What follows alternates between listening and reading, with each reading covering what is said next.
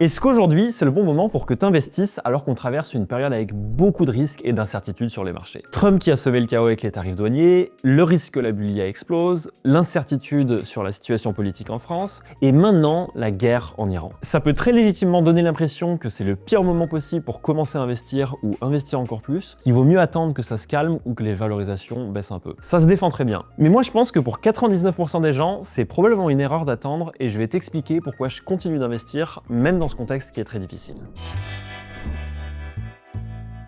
Salut, c'est Gemel Le Monnet et on va attaquer cette vidéo avec les bonnes raisons valables d'avoir peur et de pas vouloir investir en ce moment. Et malheureusement, on va pas se mentir, il y en a un petit paquet. Il y a des raisons conjoncturelles qui sont propres à la période actuelle et des raisons structurelles de plus long terme. Dans l'immédiat, il y a déjà les guerres. Difficile de ne pas mentionner ce sujet, l'invasion de l'Ukraine par la Russie en 2022, Israël-Gaza, la guerre en Iran depuis peu, et bien d'autres. Et en plus de ça, il y a des tensions géopolitiques un peu partout dans le monde, avec Taïwan, le Groenland, etc. Les conflits armés se sont multipliés ces dernières années, et ça a des conséquences économiques directes. La hausse des prix de l'énergie, l'inflation plus générale, la hausse des dépenses militaires, et surtout le risque d'un gros conflit plus généralisé qui pourrait être désastreux pour l'économie mondiale. Ensuite, il y a Donald Trump, qui est très pro-business et qui essaye d'encourager le dynamisme de l'économie américaine, ce qui représente une énorme part de l'économie mondiale, mais qui est très imprévisible et qui génère beaucoup d'incertitudes. Sa politique commerciale que personne ne peut prévoir, par exemple. Souvenez-vous du Liberation Day l'année dernière, le jour où il a annoncé des tarifs douaniers sur tous les pays du monde. En quelques semaines, entre février et avril, le MSCI World a perdu environ 20% en euros. Et le jour même de l'annonce, l'indice s'était effondré de presque 10%. Quand un seul tweet ou une seule conférence de presse peut avoir un impact aussi important sur les marchés, ça fait réfléchir avant d'investir en ETF ou en actions. On se dit qu'on n'est qu'à un tweet près d'une grosse chute. La troisième raison d'être inquiet légitimement pour moi, c'est la bulle de l'IA. Les actions tech liées à l'IA ont tellement explosé ces dernières années que maintenant 9 des 10 plus grosses entreprises du MSCI World, c'est de la tech américaine liée à l'intelligence artificielle. Elle représente à elle seule plus de 27% de la valeur totale de l'indice, alors qu'il y a 1300 entreprises dedans. Donc s'il y a une chute de ces quelques actions, par exemple si on a été trop optimiste et qu'in fine les revenus ne sont pas à la hauteur des investissements en intelligence artificielle, ça ferait très mal à l'ensemble du marché et de l'économie. Est-ce qu'il y a une bulle et est-ce que ça va cracher? Ça mérite une vidéo entière pour en discuter. Ce qui est sûr, c'est qu'en ce moment, il y a de hautes valorisations liées à des attentes très fortes de croissance dans le futur. Et c'est effectivement une révolution qui est en cours, mais on ne sait pas encore combien ça va rapporter. Donc c'est là où il y a un risque de bulle, c'est peut-être qu'on surestime les bénéfices qu'on va avoir. Et il y a d'autres potentielles fragilités financières importantes à mentionner aussi. Il y a des inquiétudes sur ce qu'on appelle la dette privée, qui sont des crédits faits à des entreprises avec l'argent d'investisseurs. Aujourd'hui, il y a des risques de disruption qui peuvent affecter certaines entreprises et des taux plus élevés, donc il y a peut-être un risque sur cette classe d'actifs. Et on peut aussi parler du Bitcoin et des crypto-monnaies en général qui rajoutent de la volatilité dans le système. Mais on ne sait pas encore si et comment un effondrement du Bitcoin contaminerait l'économie réelle. Et une autre raison d'inquiétude pour nous en France, c'est notre situation politique et budgétaire et les évolutions fiscales qui vont avec. Avec la dette publique qui est devenue incontrôlable, on va nécessairement avoir des hausses d'impôts vu la direction qui est prise en ce moment. On a eu la première augmentation de la flat tax depuis sa création, rien de traumatisant, mais il y a un vrai risque d'augmentation continue des taxes sur les dividendes et les plus-values. On ne sait pas exactement ce qui va se passer, mais ça crée un peu d'incertitude quand même pour toi en tant qu'investisseur. Et ensuite, il y a des risques qui sont plus structurels, qui ne sont pas propres à 2026, comme par exemple la question de la durabilité de notre croissance et le risque d'épuisement de certaines ressources clés, la baisse de la démographie dans les pays les plus développés, ce qui va faire mécaniquement diminuer le nombre de consommateurs, ou même la façon dont notre monde va avancer en général avec l'avènement d'un monde IA, ce qui crée beaucoup d'incertitudes. Et maintenant que j'ai bien plombé l'ambiance, pourquoi est-ce que malgré tout cela, je continue personnellement à investir alors que toutes les raisons que je viens de citer sont très légitimes pour être inquiet? Il faut bien que tu te dises qu'il n'y a jamais eu d'alignement parfait des planètes avec zéro problème dans notre monde. Et pourtant, l'économie et la bourse ont super bien performé historiquement. Et la raison est que malgré les difficultés, il y a eu des moteurs de croissance à long terme pendant toutes ces périodes. L'innovation, la volonté de développement, la démographie, le soutien des gouvernements et banques centrales qui essayent d'aider les économies, et l'inflation qui est structurelle. Et tous ces moteurs sont toujours aussi actifs aujourd'hui, même dans la période d'incertitude qu'on traverse en ce moment. La seule vraie différence, je pense, c'est la démographie qui ralentit, mais qui est encore en augmentation à ce stade. Et le moteur le plus important pour moi, c'est l'innovation, et de ce point de vue-là, je pense qu'on est dans une période absolument exceptionnelle parce que l'IA devrait multiplier la productivité dans les années à venir, ce qui va permettre de créer plus de valeur. L'IA devrait permettre d'automatiser des tâches, donc d'abattre plus de travail. Elle va permettre de démocratiser démocratiser des compétences et surtout elle va permettre d'accélérer le rythme de l'innovation. Après, on ne sait pas encore combien de valeur ça va débloquer et à quelle vitesse. C'est là où il y a un risque de bulle. Si on est trop optimiste et que les résultats ne sont pas à la hauteur des attentes exceptionnelles qu'on a en ce moment sur cette technologie. On ne voit pas encore les transformations de productivité dans les chiffres de manière révolutionnaire à ce stade, mais on voit déjà l'impact sur l'économie réelle de tous les investissements qui sont faits pour débloquer la puissance de cette innovation et au moins ça fait déjà de la croissance en ce moment. La deuxième raison pour moi d'être optimiste, c'est que le marché a toujours fini par digérer les crises. Alors attention, je dis pas du tout que le passé permet de prédire le futur, je relève juste que l'analyse de l'histoire permet de se rendre compte à quel point notre économie, elle est résiliente et résistante. Et si on traverse une grosse guerre ou une grosse crise, aucun doute que tous les acteurs économiques et les gouvernements vont faire le maximum pour rebooster l'économie au plus vite. Et si on regarde l'évolution des marchés sur le long terme, on voit bien qu'il y a eu des crises très régulièrement, avec des crises particulièrement douloureuses. Par exemple, l'enchaînement de la crise de 1929 puis de la Seconde Guerre mondiale, ça a été un désastre absolu sur la bourse. L'indice a énormément diminué et il a fallu 15 ans pour récupérer. Ce qui semble beaucoup, mais en même temps, c'était un des pires moments de notre histoire et les marchés s'en sont quand même remis. Prenons un autre exemple moins important. Plus récemment, on a eu le crash Trump début 2025 avec le MSCI World qui a perdu 20%.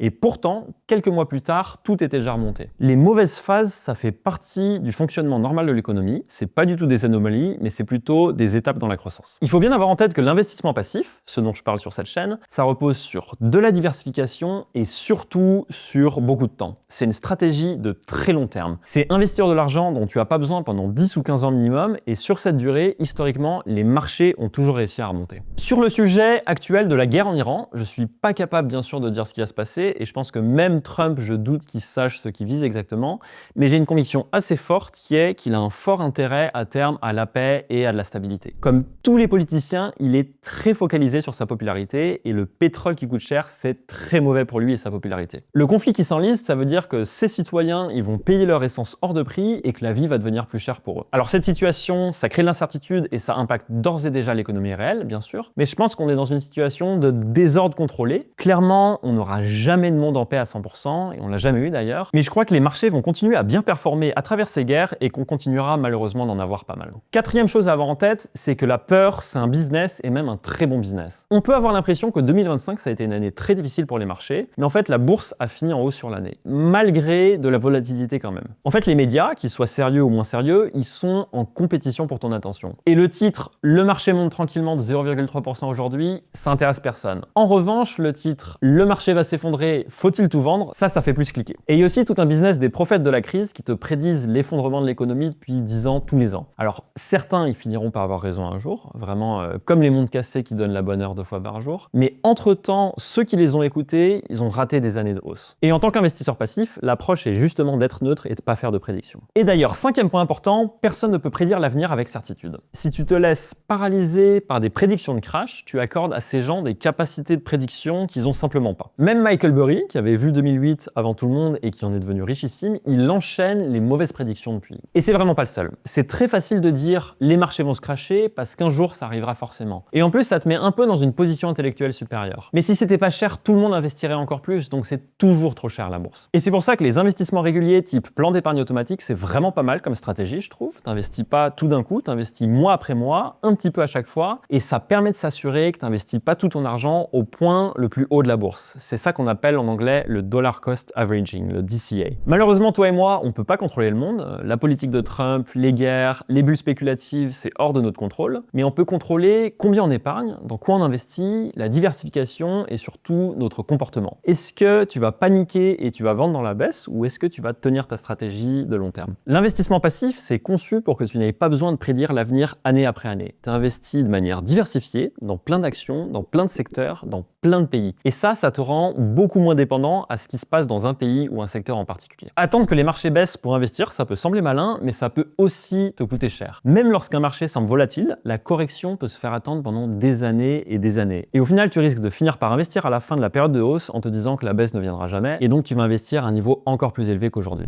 Et maintenant, comment s'y mettre concrètement si tu es d'accord avec les points que je viens de te mentionner? C'est très simple. Déjà, il faut que tu détermines combien tu peux épargner. Et pour ça, il faut que tu fasses le point sur tes revenus et sur tes dépenses et que tu regardes combien il te reste à la fin de chaque mois. Si tu veux vraiment faire les choses bien pour préparer ton avenir, essaye de mettre de côté au minimum 10% de ton revenu net et plutôt 20 ou 30% si tu y arrives, si tu es jeune et que tu n'as pas encore trop de charges par exemple. Avant d'investir, et c'est très important, assure-toi bien d'avoir une épargne de précaution. donc de l'argent sur ton livret A pour les imprévus comme la voiture qui lâche ou des travaux urgents. En général, on recommande 3 à 6 mois de dépenses. Ça rapporte pas grand-chose, mais ça va t'éviter de devoir vendre tes investissements au pire moment et ça permet d'être serein. Ensuite, tu peux ouvrir un PEA chez un courtier en ligne. Alors un PEA, un plan épargne en action, c'est une enveloppe qui est optimisée pour les impôts dans laquelle tu mets des actions que tu achètes. La plupart des banques permettent d'en ouvrir un, mais il y aura des différences de coûts très importantes avec les meilleurs courtiers en ligne qui sont aussi solides mais beaucoup moins chers. Je te mets le lien vers mon comparatif des meilleurs PEA dans la description. Mes critères là-dessus, c'est les frais, la qualité d'utilisation, le choix d'ETF et la fiabilité du courtier. Et l'idée est pas de te dire quoi choisir, mais plutôt de te donner les infos pour décider par toi-même. Mon avis, c'est que les 3-4 meilleures offres, elles sont toutes top. Il n'y a pas vraiment de mauvaise décision, à part partir avec ta banque, ce qui te coûterait vraiment plus cher. Et d'ailleurs, si tu passes par mon lien pour ouvrir un compte, ça m'aide à développer la chaîne sans que ça te coûte un centime de plus, donc n'hésite pas à le faire. Ensuite, il faut choisir ton ETF, ton panier d'actions diversifié dans lequel tu vas investir. Il y a pas mal de choix et ça peut un peu te paralyser, mais en fait, c'est plus simple que ce que tu crois. N'hésite pas à jeter un coup d'œil à mes autres vidéos sur le sujet pour mieux comprendre cela. MSCI World, c'est une top option par exemple. Tu investis de manière diversifiée sur 1300 entreprises dans 23 pays différents. En général, ces ETF, ils sont disponibles dans 2 versions. Il y a une version distribution, où les dividendes te sont payés en cash, et une version capitalisation. Et moi, je préfère les versions capitalisation, c'est-à-dire avec les dividendes qui sont réinvestis automatiquement, ce qui est plus simple et surtout ce qui est mieux fiscalement. Par exemple, Amundi PEA Monde, DCAM, c'est une excellente option solide et pas chère que j'aime beaucoup. Et c'est bon, vraiment, je trouve qu'il faut pas se faire des nœuds au cerveau là-dessus, c'est pas le choix entre 3 ETF qui font exactement la même chose qui va te rendre riche ou pauvre. Personnellement, je trouve que d'avoir un plan d'investissement automatique, c'est idéal, ça permet de se forcer à bien épargner et investir, de pas oublier et de gagner du temps tous les mois. T'as juste à choisir un montant fixe par mois, par exemple 100 €, 200 € ou ce que tu peux, et tous les mois, ton courtier il va te prélever et acheter automatiquement des parts de ton ETF sans que tu aies rien de plus à faire. Idéalement, il faudrait caler la date de prélèvement proche de ta date de salaire, comme ça tu touches même pas à cet argent dans l'intervalle. Et surtout, le gros avantage, c'est que tu investis régulièrement, que le marché soit haut ou bas, donc pas besoin de réfléchir au timing, c'est ça le principe du DCA. Il y a toujours beaucoup de débats, mais il me semble que Trade Republic et Fortuneo sont les 2 meilleures options de PEA qui proposent un plan d'investissement automatique. Trade Republic, je dirais que c'est bien pour débuter, c'est pas mal parce que c'est vraiment simple et bien fait, mais c'est moins transparent en revanche. Et pour les gens beaucoup plus avancés, en général, ils vont plutôt préférer Bourse Directe par exemple. 2 détails importants quand même, essaye d'acheter plutôt en semaine, pendant la journée, parce que les prix ils sont meilleurs pendant que les marchés sont ouverts. Et autre point important, essaye de faire des transactions d'au moins 100 € pour optimiser les coûts. Sur Trade Republic, le frais fixe c'est 1 €, donc si tu fais une toute petite transaction, par exemple 30 €, tu vas payer beaucoup de frais comparé à la valeur de la transaction. C'est très intéressant si tu fais des plus grosses transactions en revanche. Et voilà, retiens bien que personne ne peut prédire le futur avec certitude et que du coup, attendre que le marché baisse, c'est pas forcément terrible comme option. Et c'est potentiellement des mois ou même des années de rendement composé que tu perds pour toujours. De mon côté, je continue d'investir malgré Trump, les guerres, les valorisations élevées et la volatilité qu'il y a en ce moment, en me disant que ma stratégie, elle est faite pour traverser tout ça, vu que j'investis à très long terme, mais je sais très bien que demain ou dans un mois ou dans 6 mois, on peut se prendre une claque aussi, c'est très clairement une forte possibilité. Juste, je m'y suis habitué en commençant par investir de faibles montants avant de pouvoir m'exposer beaucoup plus à ces variations qui sont jamais agréables. Et surtout, j'ai un fort niveau de conviction dans le fait que ces moteurs de croissance à long terme, l'innovation, la volonté de développement, etc.,